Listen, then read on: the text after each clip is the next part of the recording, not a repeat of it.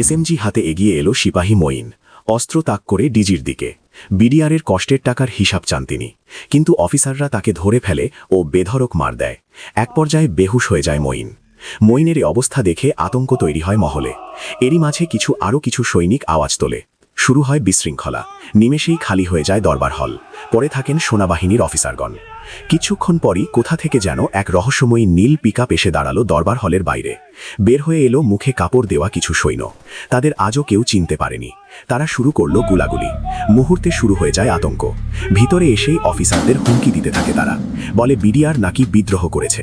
কিছুক্ষণ পর আগুন ছড়িয়ে পড়ে সারা পিলখানায়।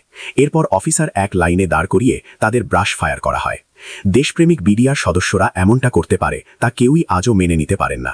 কে বা কাদের কারণে শেষ হয়ে যায় বিশ্বসেরা অকুতভয় এক বাহিনী। ভেঙে যায় তাদের মেরুদণ্ড। যে চিতাবাঘের ডিজাইনের পোশাক দেখে কাঁপত ভারত, তা আজ বিলুপ্ত। কে কে চান বিডিআর আবার ফিরে আসুক তাদের আগের নাম ও পোশাকে? আওয়াজ তুলুন।